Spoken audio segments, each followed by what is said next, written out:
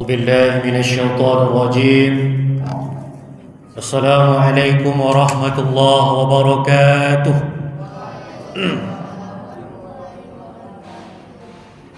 Alhamdulillah, alhamdulillahilladzi bi ni'matihi tatimmus shalihat.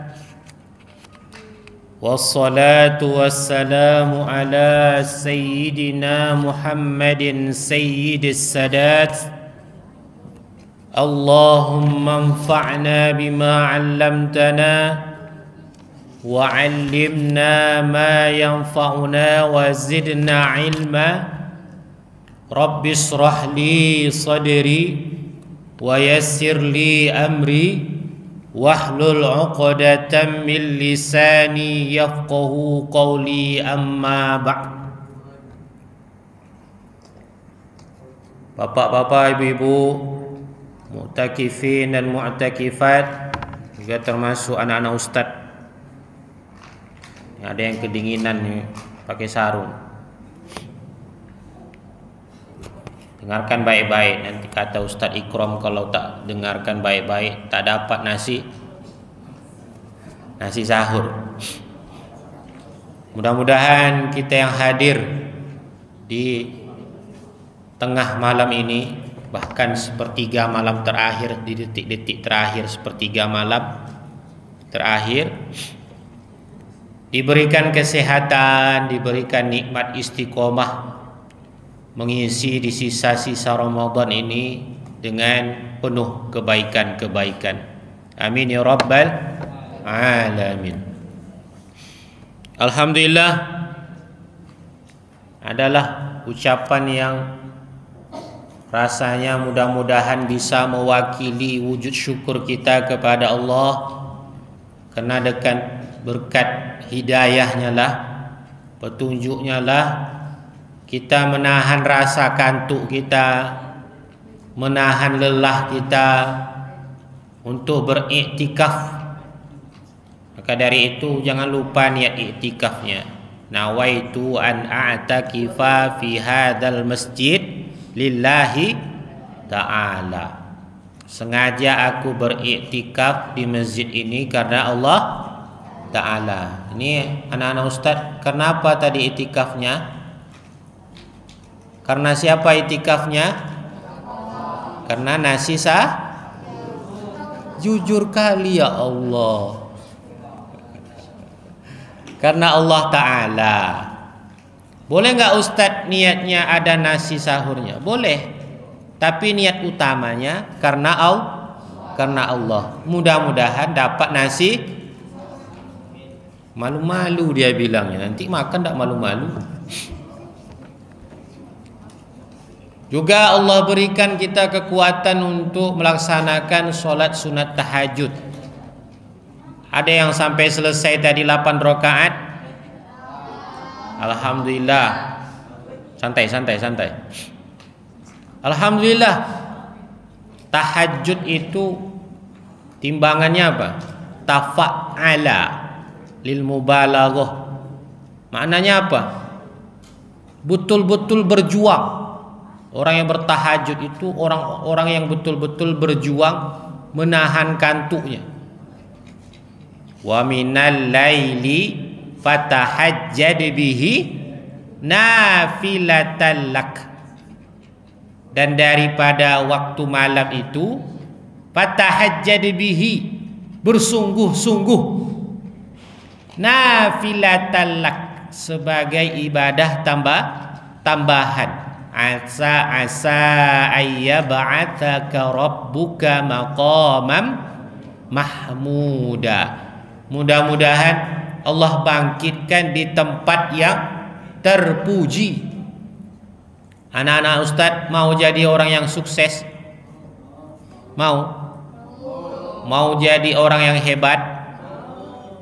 Kuncinya cuma satu.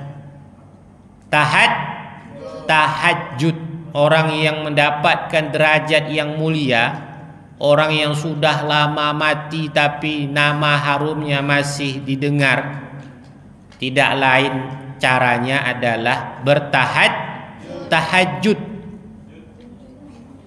Tahajud itu orang yang menahan kantuknya, nak. Jadi orang yang sukses itu apa? Orang yang sedikit tidurnya. Orang yang lebih banyak tidur justru tidak banyak berbuat, berusaha. Jadi anak-anak ustadz ini, kenapa sih kami dipaksakan sholat tahajud di sini, itikaf tengah malam, padahal lebih enak tidur? Kalian di sini dididik untuk menjadi orang sukses. Orang sukses, bukan mie sukses. Tahu mie sukses? Kalau makanan tahu aja.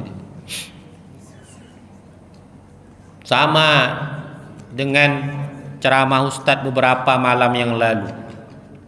Kalau tahajud itu kan nafilatal lak, sebagai ibadah tambahan. Untuk apa sih kita menambah-nambah ibadah ini? Padahal kan cukup sholat wajib aja. Hadis yang Ustadz Insi ingat lagi bacakan di sini, hadis qudsi. Apa kata Allah? Mazala abdi yataqarrabu ilayya bin nawafil hatta uhibbuhu. Tidaklah hambaku itu senantiasa mendekatkan diri kepadaku dengan amalan-amalan tambahan, dengan amalan-amalan sunnah, sampai aku mencintainya, kata Allah. Jadi kalau kita mau dicintai oleh Allah, banyak-banyak beramal sunnah. Tahajud ini wajib apa sunnah? Sunnah. Nah, untuk mendapatkan kecintaan dari Allah, banyak-banyak beramal sunnah. Ya Allah, nak, kalau Allah sudah cinta kepada kita, apa yang kita inginkan pasti Allah kabulkan. Lalu kalau kita selalu bertanya-tanya, mengapa sih permintaan kita rasanya kok tidak pernah dikabulkan oleh Allah? Atau mungkin dikabulkan tapi lama kali dikabulkan oleh Allah. Kenapa? Karena kita belum dicintai oleh Allah. Mau dicintai oleh Allah? Mau. Bagaimana caranya? Banyak-banyak beramal salah satunya rajin-rajin sholat tahajud. Apalagi nih sisa-sisa terakhir Ramadan nih. Ada di sini yang udah banyak bolong puasanya. Puasa ya yuk, pagi-pagi buka periuk.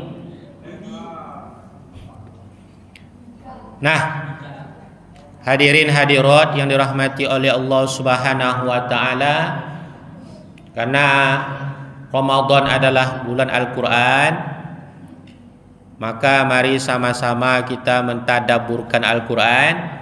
Ramadan itu bukan berarti kita balap-balap baca Quran, tapi intinya adalah bagaimana caranya kita memahami isi kandungan Al-Quran. Kata Allah, afala yatadabbarunal Quran, apakah mereka tidak menghayati, meresapi isi kandungan Al-Quran? Maka mari kita resapi, kita hayati, kita tadabburkan surah Al-Fajr, insyaallah mulai dari ayat 14 sampai ayat ke 17 insyaallah. Surah Al-Fajr ini, Bapak Ibu sekalian, digolongkan pada kategori Makkiyah. Jadi kategori turunnya wahyu kepada Allah itu, Bapak Ibu, terbagi kepada dua. Yang pertama digolongkan kepada Makkiyah, yang kedua digolongkan kepada Madaniyah. Apa itu Makkiyah? Makkiyah itu adalah wahyu yang turun kepada Nabi. Siapa nama Nabi kita? Nabi Muhammad, sebelum Nabi hijrah. Kalau Madaniyah, nanti ini akan keluar nanti dalam ilmu PAI ini, pendidikan agama Islam. Kalau Madaniyah wahyu yang turun sesudah Nabi hijrah. Berapa lama Nabi berdakwah di kota Mekah? Ayo yang dapat insya Allah hadiahnya naik haji bagi yang mampu. Ya aminkan dulu, mudah-mudahan jadi orang yang mampu. Berapa lama Nabi dakwah di kota Mekah? Nabi total keseluruhan dakwahnya berapa tahun? Berapa lama tahunnya? Ini Taya mikir tanda nih. Pokoknya aja lah biar ndak malu. 23 tahun. Berapa lama Nabi berdakwah di kota Mekah? 13 tahun. Di Madinah 10 tahun. Nah, dikategorikan Makkiyah surah Al-Fajr ini karena turunnya sebelum Nabi hijrah. Dan urutan wahyunya, wahyu itu adalah proses turunnya ayat, kumpulan ayat atau surah. Kadang dia turun beberapa ayat, kadang dia turun satu surah. Nah, surah Al-Fajr ini urutan wahyu turunnya adalah wahyu yang ke-10. Wahyu yang keberapa? Ke-10. Ustaz tanya dulu. Ini ngapa sih ini? Ngobrol terus. Nanti ini datang pertanyaannya nih. Insya Allah ada hadiahnya dikasih oleh Ustaz Ikram.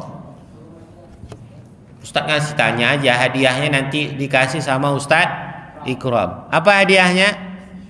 Nasi sahur, nasi ramas, nasi sahur. Apa wahyu yang pertama sekali turun kepada Rasulullah? Surah apa? Al-A'la atau Al-Alaq? Berbeda pendapat para ulama. Ada yang bilang Al-A'la, ada yang bilang Al-Alaq. Kalau Al-A'la itu apa bunyi ayatnya?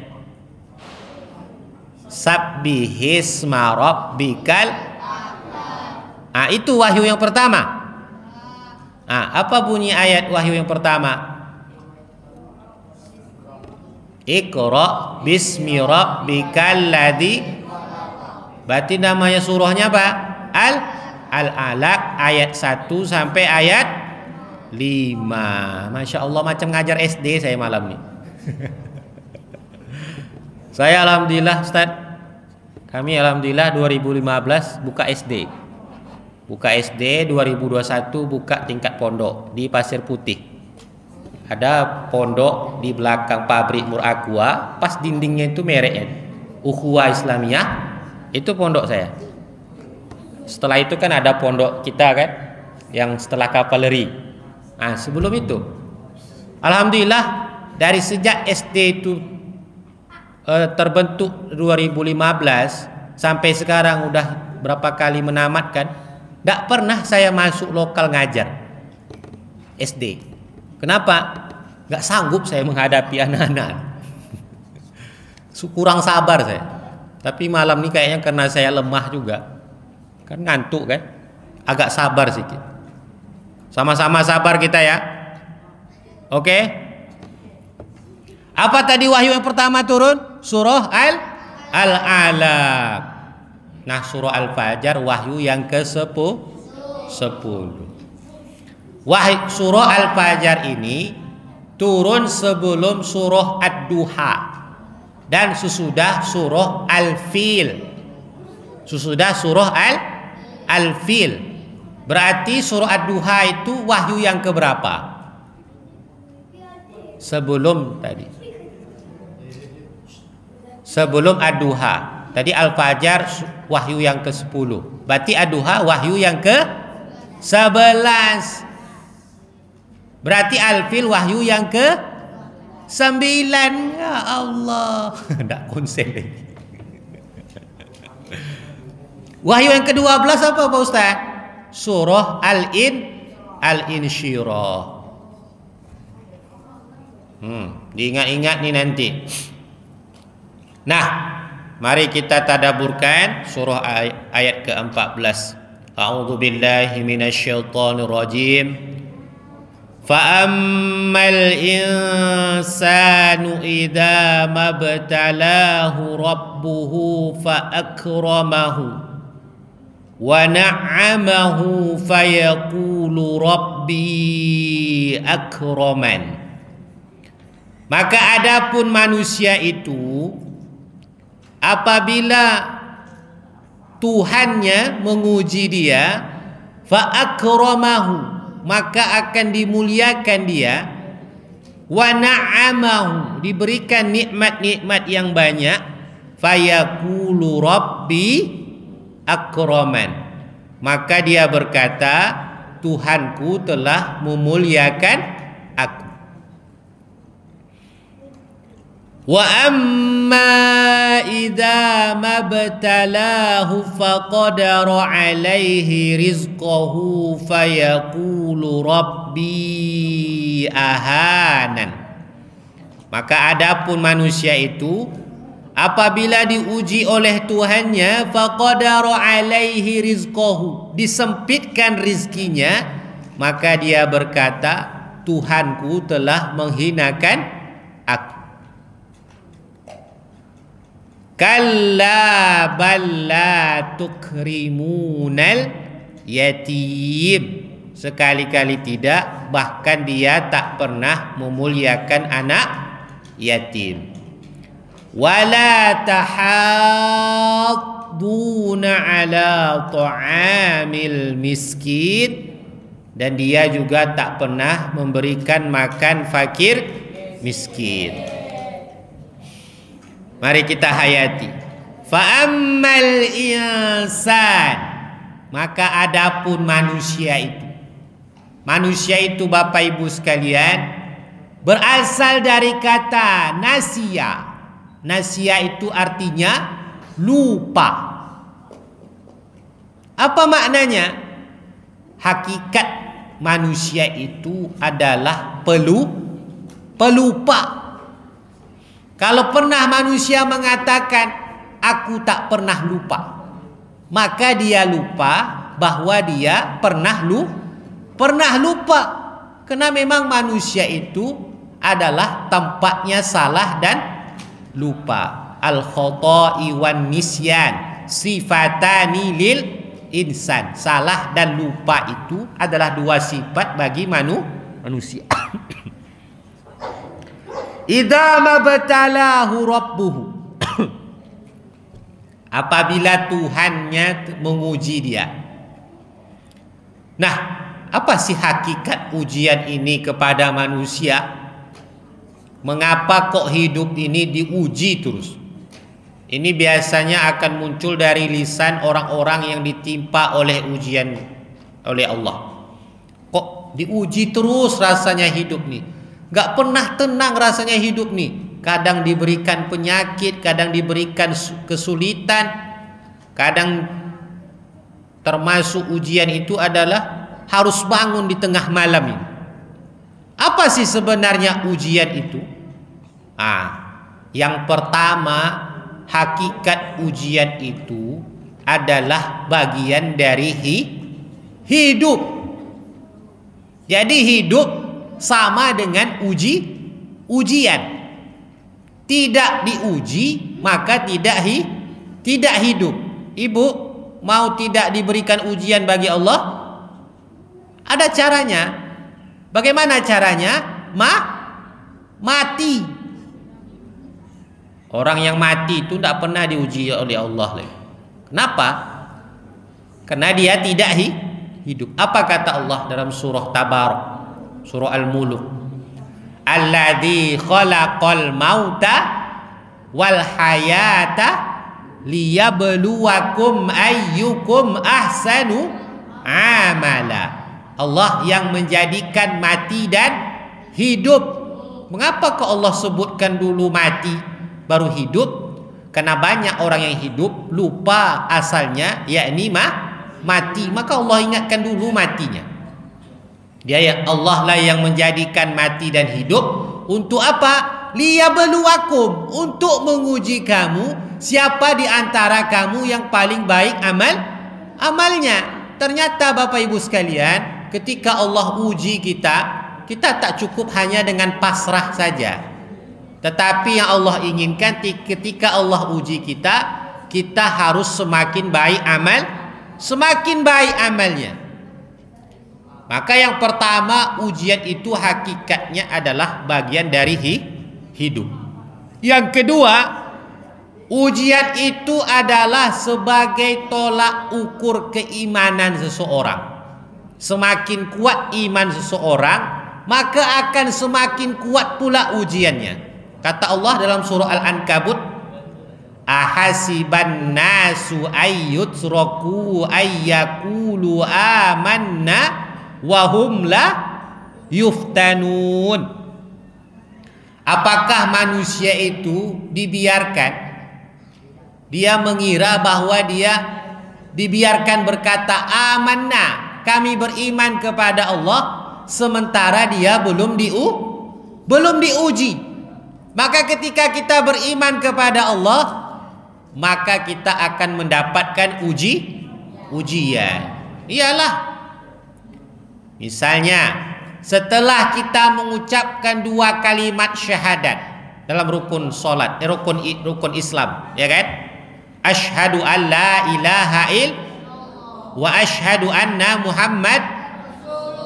Itu adalah ungkapan keimanan seseorang. Dia beriman Tuhan adalah Allah dan Muhammad adalah utusan Allah. Apa ujian yang harus ditimpakan kepada dia? Rukun setelahnya. Apa itu? Salat. Apa lagi? Zakat, puasa di bulan Ramadan, dan juga haji. Itu ujian bagi orang yang beriman.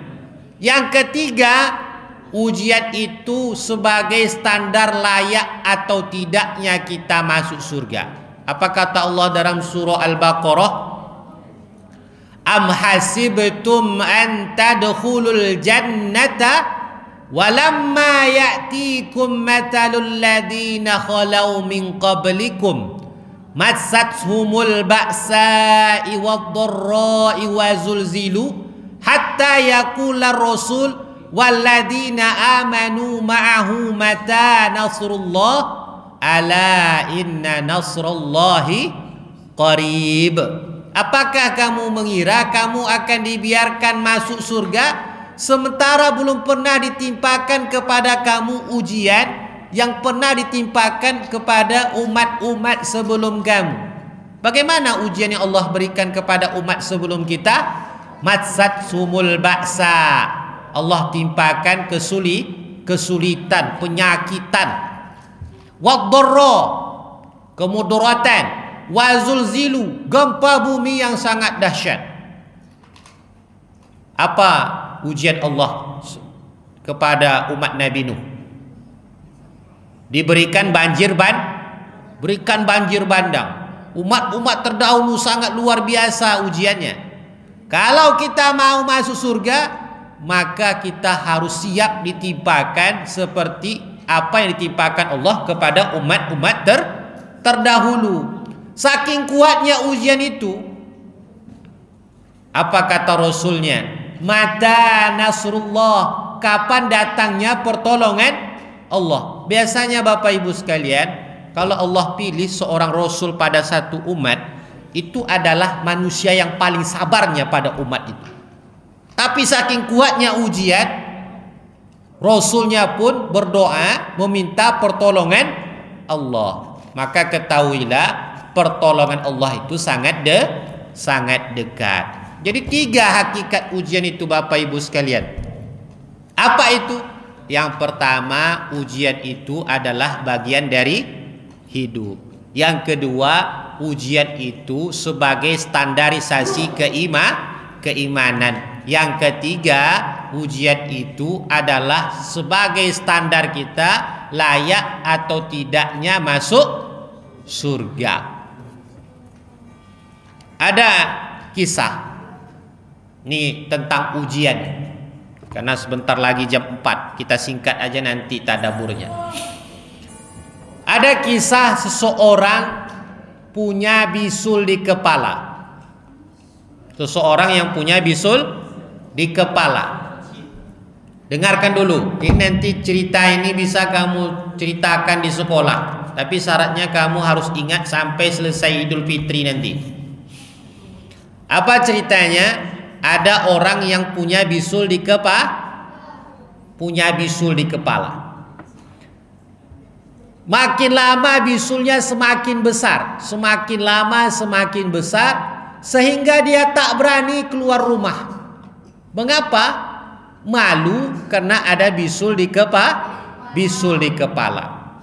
Nah, suatu hari dia lihat mengintip dari jendela, di depan rumahnya itu ada jalan raya.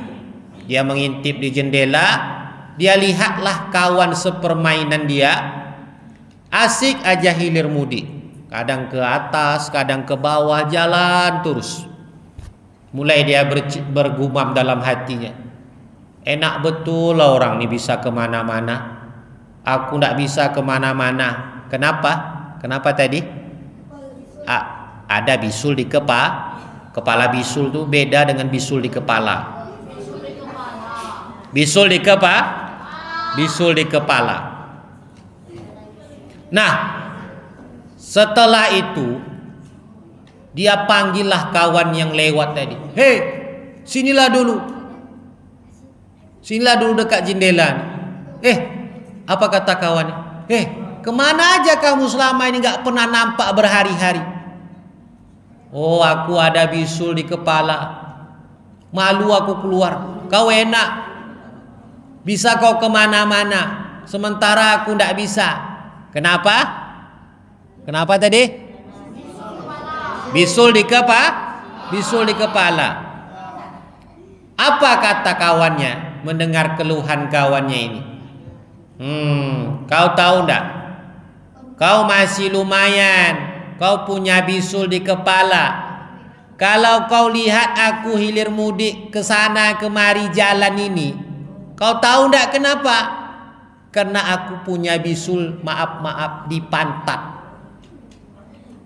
Aku punya bisul di pantat, tidak bisa guling, tidak bisa duduk. Makanya aku asik jalan hilir mudik. Kau masih lumayan bisul di kepala, kau masih bisa guling, masih bisa duduk, sementara aku tidak bisa. Kenapa? Jangan bisul di kepala lagi, fokus. Bisul di pantat. Apa maknanya Bapak Ibu sekalian? Bisul itulah analogi, kias dari ujian yang Allah timpakan kepada kita. Bapak Ibu mau hidup? Mau punya bisul? Tapi bisul itu tadi ujian. Mau diberikan ujian? Mau bisul? Pilih di kepala atau di pantat? Gak mau saya bisul. Kalau tidak mau bisul jangan hidup. Kalau tak mau diuji jangan hidup. Apa maknanya? Setiap kita ini akan diberikan ujian. Jangan mudah mengeluh. Kalau kita lihat orang lain senang hidupnya, kita bandingkan dengan diri kita, kok dia ini senang hidupnya ya? Kita tak tahu dia senang ini sebenarnya dalam hatinya bagaimana, penderitaannya bagaimana. Kita nggak tahu ketika kita lihat orang senang, bisa jadi selama ini ujiannya lebih besar dari yang pada ditimpakan kepada kita. Maka bagaimana? Jangan mengeluh kepada orang, karena orang lain juga punya bisul. Orang lain juga punya ujian. Apalagi yang ibu-ibu nih suka curhat sama kawannya. Tahu nggak aku gini. Apa kata kawan? Aku lebih parah lagi, aku gini. Tak akan ketemu sulitnya, nggak ketemu jalan keluarnya. Kenapa? Setiap orang punya bisul, punya kesulitan. Lalu bagaimana caranya? Adukan kepada Allah yang memberikan bisul, yang memberikan ujian. Mengapa Bapak Ibu sekalian dalam ayat surah Al-Fajr tadi orang Allah uji dengan kemuliaan, diberikan nikmat-nikmat yang banyak, sampai dia berkata, fayaqulu rabbi akraman, Tuhanku telah memuliakan aku. Kemudian tiba-tiba wa amma idza mabtalahu faqadara alaihi rizqahu, tetapi kemudian Allah uji dia dalam bentuk yang berbeda. Apa itu? Faqadara alaihi rizqahu. Qadar di situ maknanya sempit. Jadi makna lain dari Lailatul Qadar itu adalah malam yang sempit. Mengapa? Tanazzalul malaikatu warruh. Malam Lailatul Qadar itu dikatakan malam yang sempit karena malam itu banyak diturunkan para malaikat dan ruh, maka dikatakan dia malam yang sempit. Maka di sini orang yang diuji tadi dengan kemuliaan, dengan nikmat yang banyak, lalu Allah ubah, berputar 180 derajat. Bagaimana bentuk ujian yang terbaru? Allah sempitkan rizki, Allah sempitkan rizkinya sehingga dia berkata, Tuhanku telah menghinakan aku. Apa sebabnya? Sebelumnya dia diberikan kemuliaan, nikmat-nikmat yang banyak, tiba-tiba Allah sempitkan rizkinya. Apa yang menyebabkan bisa berubah seperti itu? Kalla balla tukrimunal yatim. Sekali-kali tidak. Bahkan dia tak pernah memuliakan anak yatim. Wala tahadduna ala ta'amil miskin, dan dia juga tak pernah memberikan makan fakir miskin. Bapak Ibu sekalian, sudah 25 malam Ramadan ini berlalu. Pertanyaannya, sudah berapa kalikah kita bersedekah untuk anak yatim dan fakir miskin? Itu pertanyaan pertama. Mengapa perlu kita bersedekah kepada anak yatim dan fakir miskin? Supaya jangan Allah cabut nikmat yang Allah berikan kepada kita. Yang kedua, nah ini yang sangat penting juga. Sudah berapa kali kita bersedekah kepada anak yatim dan fakir miskin yang pahalanya kita niatkan untuk orang tua kita? Seharusnya Ramadan ini kita ingat sama emak kita. Biasanya setiap sahur dia yang bangunkan kita. Nah, bangun nak, mama dah masak dah. Aduh mak, malas aku puasa mak. Apa kata mama? Ini mama masakkan kamu makanan kesukaan kamu, masakan kesukaan kamu. Mau enggak kamu? Mau mak. Ada syaratnya. Apa? Puasa. Begitulah mak kita memotivasi kita agar mau puasa. Begitu juga dengan ayah kita, banting tulang, peras keringat, terbakar kulitnya oleh sinar terik matahari, padahal puasa dia, tetap dia berusaha sekuat tenaga. Mengapa? Terbayang dia bagaimana nanti anaknya lebaran tidak pakai baju baru. Nah, sekarang bagaimana kita sebagai anak? Sudah berapa kalikah kita bersedekah untuk anak yatim dan fakir miskin yang kita niatkan pahalanya untuk orang tua. Mudah-mudahan jadi ilmu yang bermanfaat. Mudah-mudahan Allah terima segala amal ibadah kita malam hari ini. Subhanakallahumma wa bihamdika asyhadu an la ilaha illa anta astaghfiruka wa atubu ilaik. Wallahu muwaffiq ila aqwamit thoriq. Assalamualaikum warahmatullahi wabarakatuh.